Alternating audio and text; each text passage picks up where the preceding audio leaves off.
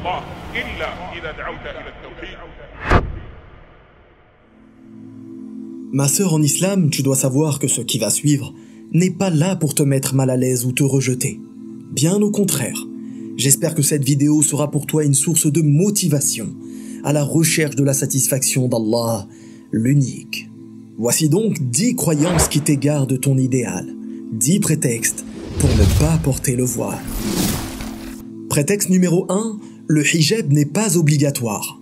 Eh bien ma sœur, sache que le port du voile fait bel et bien partie de la législation d'Allah et compte parmi les obligations religieuses unanimement acceptées par les savants. Allah nous informe dans la sourate Al-Ahzab au verset 33 « Et ne vous exhibez pas à la manière des femmes d'avant l'islam » ou dans la même sourate au verset 59 lorsqu'Allah ordonne au prophète de demander à l'ensemble des femmes musulmanes de se couvrir par leur voile. De même, les preuves présentes dans la sunna du prophète sallallahu alayhi wa sallam sont nombreuses et claires. Prétexte numéro 2, il fait trop chaud. À ce prétexte, il est bon de savoir que dans les contrées les plus chaudes de cette planète, et même en plein désert, les habitants se vêtissent de façon à se protéger contre le soleil et les fortes chaleurs. Mais, avant cela, il est important de rappeler la différence entre la chaleur de ce bas monde et la chaleur du feu de l'enfer. Allah nous informe dans la sourate At-Tawbah au verset 81, dit « Le feu dans l'enfer est plus ardent encore, si seulement il comprenait. » La personne qui surmonte malgré tout en période de forte chaleur et endure se souvient à quel point le feu de l'enfer sera encore plus difficile et plus insurmontable. Prétexte numéro 3, pourquoi cacher ma beauté? Tout d'abord, la religion renferme des choses faciles à mettre en œuvre et d'autres plus difficiles. En réalité, tout cela change en fonction des personnes car ce qui est généralement difficile à mettre en œuvre vient des passions. Ainsi, il ne convient pas aux croyants d'accepter ce qui l'arrange et de délaisser ce qui le dérange. À l'heure où la femme devient un objet publicitaire, dont le quotidien est dicté par une mode sexualisée, le voile vient justement redonner les vrais droits et la vraie beauté à la femme, celui de sa beauté intérieure qui se cultive, s'enrichit et se bonifie de jour en jour. Allah nous informe dans la sourate An-Nur au verset 31 « Et de ne montrer de leur beauté que ce qui en paraît ». Énormément d'obligations religieuses musulmanes servent à réguler les dérives probables des sociétés, des dérives qui mènent souvent au mal-être et à l'irrespect.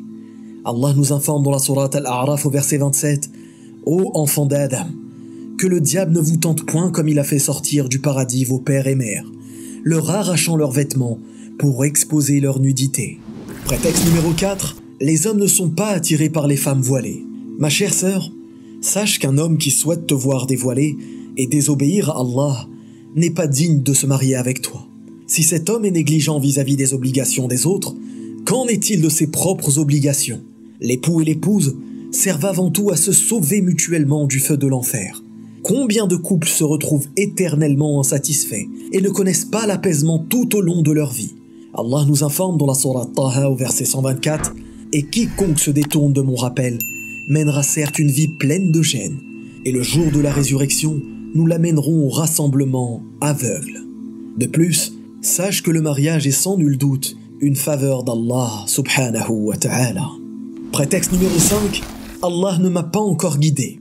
Cette parole est gravissime car elle renferme une fausse croyance extrêmement répandue dans notre communauté.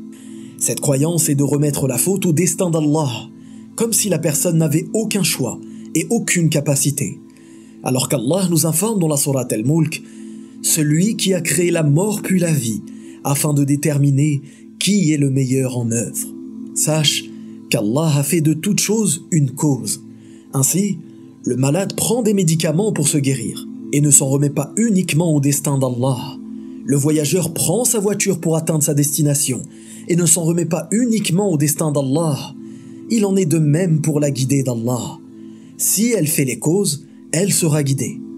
Et parmi les causes à la guider, il y a l'invocation, les bonnes actions, les bonnes fréquentations, la recherche de la science et sa mise en pratique, etc. Prétexte numéro 6, quand je serai vieille, je mettrai le voile.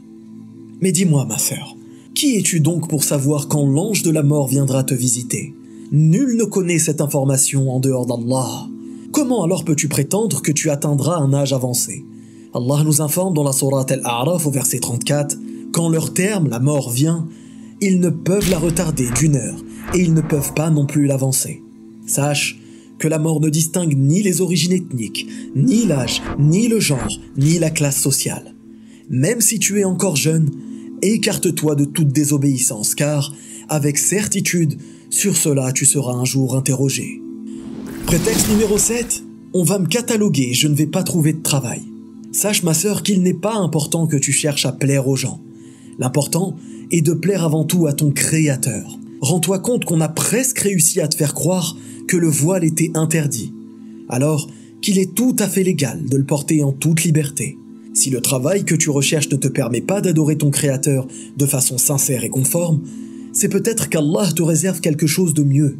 Ne doute pas de ton intelligence, ne doute pas de tes capacités, mais surtout, ne doute pas un seul instant du pourvoyeur, du Créateur, du Seigneur Allah subhanahu wa ta'ala, qui te réserve le meilleur, car il détient certes les noms les plus beaux et les attributs les plus parfaits. Allah nous informe dans la sourate Al-Hadid au verset 20, « Sachez que la vie présente n'est que jeu, amusement, vaine parure, une concurrence orgueilleuse entre vous et une rivalité dans l'acquisition des richesses et des enfants. » Prétexte numéro 8, le hijab et la foi, c'est dans le cœur. Si la foi ne devait être que dans le cœur, le monde ne serait pas celui dans lequel nous vivons aujourd'hui. En réalité, la foi se traduit aussi et surtout par des actes apparents. Et la preuve la plus claire à ce sujet est la sourate Al-Asr dans laquelle Allah subhanahu wa ta'ala nous informe « Par le temps, certes l'humanité tout entière est en perdition, sauf ceux qui croient et font de bonnes œuvres, se recommandent la vérité et se recommandent l'endurance. Et si nous sommes sur terre, c'est justement pour prouver notre foi, notre amour et notre soumission à Allah. » C'est bien beau de dire à quelqu'un « je t'aime », mais si les actes ne suivent pas, cette personne s'apercevra vite que ce « je t'aime » n'était en réalité qu'un mensonge. Prétexte numéro 9, je suis trop moche avec le hijab. Il est vrai que la beauté est une chose importante dans notre religion. D'ailleurs, le prophète sallallahu alayhi wa sallam dit « Allah est beau et il aime la beauté ». Mais de quelle beauté parlons-nous? La beauté légiférée qui mène à la satisfaction et l'agrément d'Allah, ou la beauté qui mène à l'orgueil et la volonté de se montrer devant les autres? De quoi as-tu peur? Qu'on se moque de toi alors que tu appelles au bien et condamnes le blâmable? Sois rassuré, la moquerie n'est pas une chose nouvelle dans cette vie. Allah nous informe dans la sourate Zukhruf au verset 6 et 7 « Que de prophètes avons-nous envoyés aux anciens? Pas un prophète ne leur parvenait sans qu'ils ne s'en moquent. » Enfin, prétexte numéro 10, « C'est trop tard, j'ai commis trop de péchés. » Eh bien, pour répondre à ce dernier prétexte, aucune parole n'est meilleure que celle d'Allah subhanahu wa ta'ala dans la sourate Zumar au verset 53 à 58, dans laquelle il nous informe « Dis, ô mes serviteurs qui avez commis des excès à votre propre détriment, ne désespérez pas de la miséricorde d'Allah, car Allah pardonne tous les péchés. Oui, c'est lui le pardonneur, le très miséricordieux. Et revenez repentant à votre Seigneur, et soumettez-vous à lui, avant que ne vous vienne le châtiment, et alors vous ne recevrez aucun secours. Et suivez la meilleure révélation qui vous est descendue de la part de votre Seigneur, avant que le châtiment ne vous vienne soudainement et à l'improviste, afin qu'aucune âme ne dise « Malheur à moi !» pour mes manquements envers Allah, car j'étais certes parmi les moqueurs. Ou qu'elle ne dise « Si Allah m'avait guidé, j'aurais certes fait partie des gens pieux. » Ou bien qu'elle ne dise encore en voyant le châtiment « Ah, si je pouvais retourner dans ce bas monde, je serais alors parmi les bienfaisants. » Qu'Allah subhanahu wa ta'ala augmente en science nos sœurs voilées ou non voilées. Qu'Allah mette de la bénédiction dans leurs œuvres et les préserve de tout mal et de toute turpitude. Amin. Wallahu a'lam. بارك الله فيكم والسلام عليكم ورحمة الله